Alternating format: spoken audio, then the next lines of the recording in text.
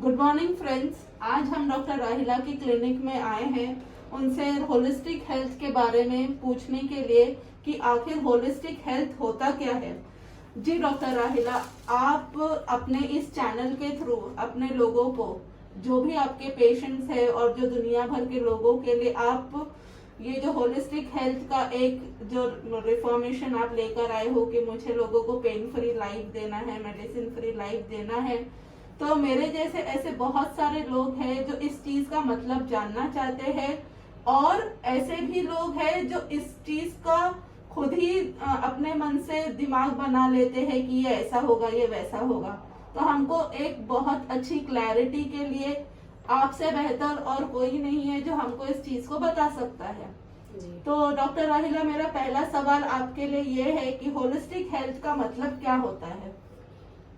वालेकुम अस्सलाम, good afternoon नाजरीन। होलिस्टिक हेल्थ का मतलब होता है ट्रीटमेंट एज अ होल, मतलब बॉडी माइंड एंड सोल को माइंड में रखकर हम इलाज करते हैं।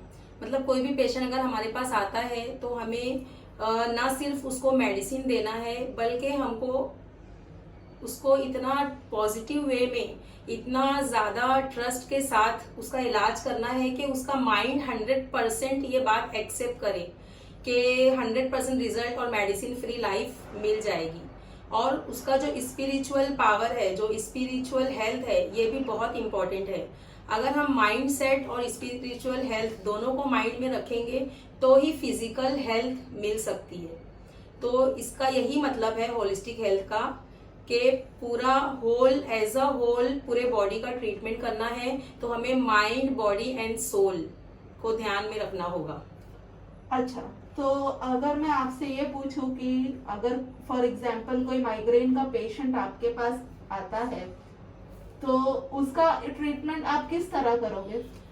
फॉर एग्जाम्पल अगर माइग्रेन का कोई पेशेंट आया है तो हम सबसे पहले तो पेशेंट का जब हिस्ट्री लेंगे, जब हम फर्स्ट टाइम डायग्नोस करना चाहेंगे तो हम उसमें ये देखेंगे कि क्या रीज़न है, क्यों सर में दर्द है, नींद पूरी नहीं हो रही है, या गैस्ट्रिक इश्यूज है, या मेंस्ट्रुअल साइकिल डिस्टर्ब है, या बहुत ज़्यादा स्ट्रेस है। तो हम जब तक रूल आउट नहीं करेंगे, हमें रीज़न मालूम नहीं पड़ेगा, हम इलाज नहीं कर सकते। किसी भी इलाज को एकदम अच्छी तरह रूट कॉज से ठीक करना ये हमारा पैशन है। और माइग्रेन के केसेस में ज़्यादातर मैंने ये एक्सपीरियंस लिया है कि जो पेशेंट आते हैं या तो एसिडिटी का प्रॉब्लम होता है या तो फिर उनका मेंस्ट्रुअल साइकिल रेगुलर नहीं होता, और उसी बेसिस पे हम इलाज करते हैं। एक स्टोरी मुझे याद आ रही छोटी सी। वैसे तो बहुत सारे पेशेंट्स आते हैं।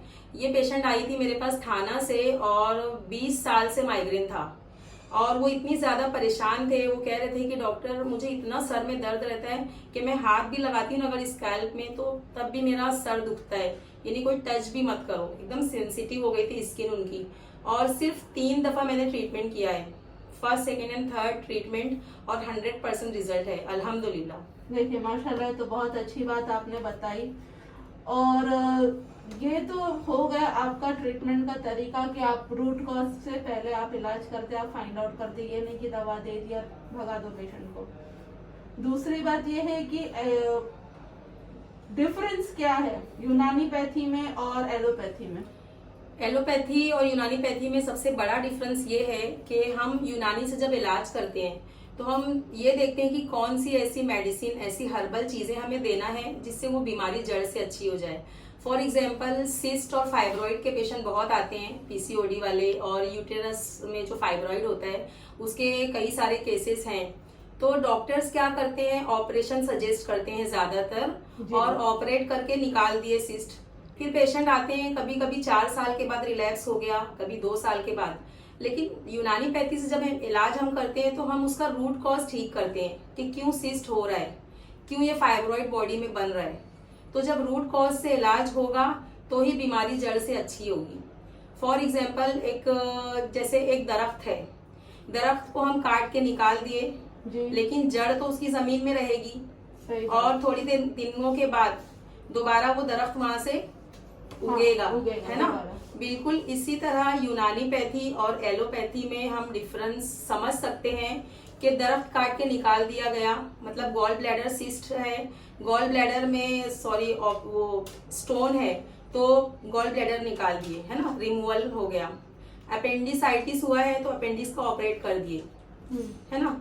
अब सिस्ट या फाइब्रॉइड हो गया तो उसका भी ऑपरेट कर दिए। तो ये कोई इलाज नहीं है, बहुत इमरजेंसी है तो ठीक है, लेकिन हम यूनानी वाले ये चाहते हैं कि रूट कॉज से इलाज किया जाए और जो रीजन है बीमारी का, जो कॉज है, जो रूट कॉज है, वो ठीक किया जाए तो 100% रिजल्ट मिलेगा और रिलैप्स के चांसेस नहीं रहेंगे।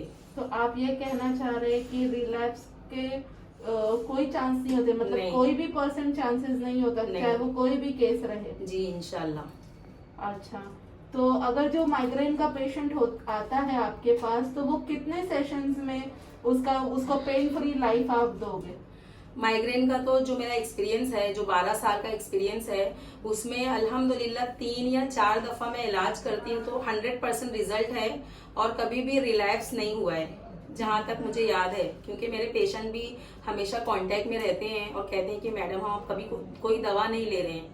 अच्छा। और जैसे अभी मैंने पहले कहा था कि रूट कॉज के हिसाब से इलाज करते हैं। अब किसी पेशेंट को एसिडिटी बहुत सीवियर है, अब मैंने इलाज कर दिया, अब उसमें मैं बहुत ज्यादा डाइट पे ध्यान देती हूँ, अब मैं वो समझा दी, फिर पेशेंट जाने के बाद उसी चीज को फॉलो करेंगे तो रिलैप्स कभी नहीं हो सकता। लेकिन अगर पेशेंट ऐसा कर रहे हैं कि अपना जाने के बाद हमारे रूल्स एंड रेगुलेशन फॉलो नहीं कर रहे हैं, डाइट पे ध्यान नहीं दे रहे जी। हैं और स्ट्रेस लेवल बढ़ गया है, तो सर दर्द हो सकता है, लेकिन वो टिपिकल माइग्रेन तो नहीं होगा। अच्छा, तो देखिए अभी हमने डॉक्टर राहिला से जो हमको बहुत अच्छी इंफॉर्मेशन मिली है कि होलिस्टिक हेल्थ का एक्चुअल मतलब क्या है, क्या रीज़न है होलिस्टिक हेल्थ देने का, और जब आप उस चीज़ ये इस तरीके से अगर आप इलाज करवाते हो तो आपके पास रिलैप्स के भी कोई चांस नहीं होते। बस इतना है कि आपको इलाज के बाद आपको जो परहेज, जो गाइडेंस आपको दी गई है, उस गाइडेंस को आपको फॉलो करना है और मेडिसिन फ्री लाइफ जीना जी है। Very good.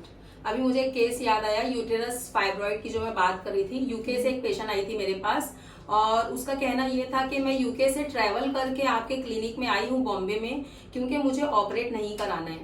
और उस पेशेंट का जो फाइब्रॉइड था 4 सेंटीमीटर था और उसको अल्हम्दुलिल्लाह मैंने जब ट्रीटमेंट किया 15 डेज के बाद जब हम रिपोर्ट निकाले तो उसका 1 सेंटीमीटर रिजॉल्व हो गया था। उसके बाद मैंने उसको 3 मंथ्स की मेडिसिन दे दी और पूरा उसका अच्छा हो गया और ऑपरेशन की जरूरत नहीं पड़ी। Okay, thank you.